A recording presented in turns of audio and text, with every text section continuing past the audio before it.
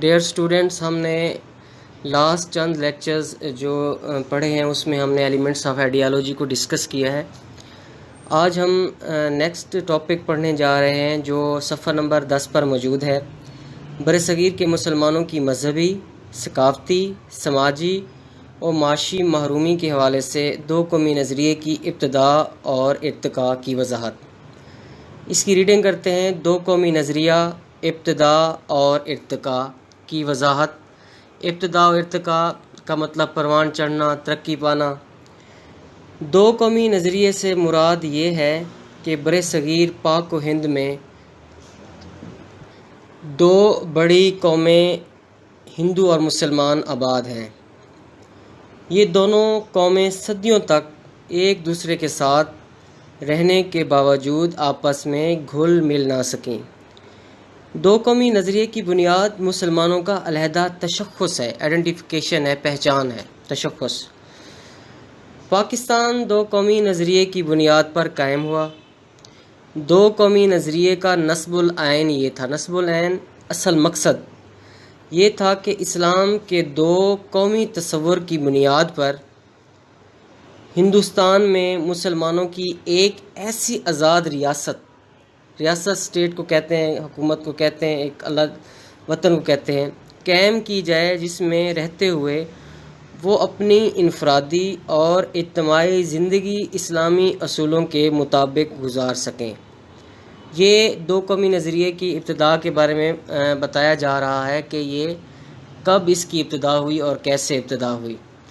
جب مسلمانوں کی ثقافت، مذہب، معاشیت اور ان کی تہذیب پر ڈاکہ پڑا، یہ کافی صدیوں سے اکٹھے چلے آ رہے تھے، اکٹھے یہ زندگی گزار رہے تھے، مسلمانوں کی حکومت تھی اکثر، تب مسلمانوں کو اس دو قومی نظریے کی بنیاد پر علیحدہ وطن کی ضرورت نہ پڑی۔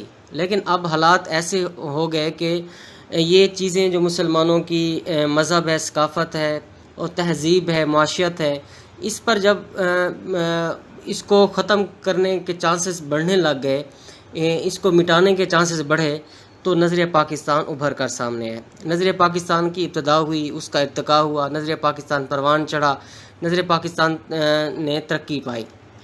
ہندو اور مسلمان کے خیالات دیکھ لیں، ان کے تصورات دیکھ لیں، مذہبی سوچ دیکھ لیں، عقیدہ دیکھ لیں، تہذیب دیکھ لیں، سب کی جو حیثیت ہے وہ ایک دوسرے سے مختلف ہے۔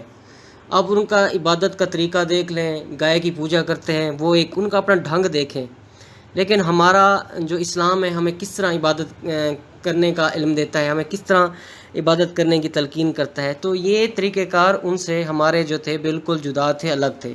اس طرح یہ دونوں قومیں کئی صدیوں سے ساتھ رہ رہی تھی، لیکن ان دونوں کے درمیان کوئی قرابت نہ ہوئی، یہ آپس میں گھل مل نہ سکیں، یہ آپس میں مکس اپ نہ ہوئیں، زندگی گزارنے کے طریقے ایک دوسرے سے ان کے بالکل جدا ہیں۔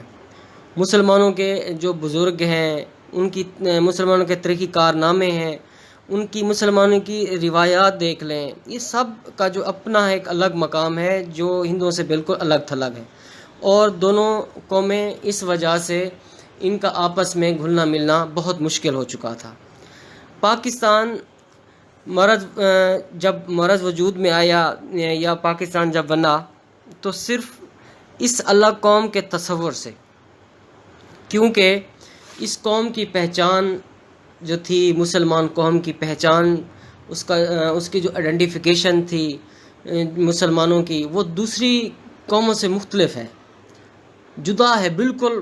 ساری تہذیب آپ ون ٹو آل دیکھ لیں تو بالکل ان کا تصور، ان کی سوچ بالکل ایک دوسرے سے مختلف ہے۔ پاکستان کا بننا ایک واضح مقصد رکھتا تھا کہ پاکستان بننے کے بعد جو مسلمان ہیں وہ دین اسلام کے مطابق اپنی زندگی گزاریں گے، جو اللہ اور اس کے رسول نے طریقے بتلائے ہیں ان کے مطابق چل کے اپنی زندگی گزاریں گے، ایک آزاد ریاست مل جائے گی، اور ان کی ایک اپنی انفرادی اور اجتماعی زندگی جو ہوگی وہ اسلامی اصولوں کے مطابق گزاری جائے گی۔ تو اس طرح یہ دو قومی نظریے کی ابتدا ہوتی ہے۔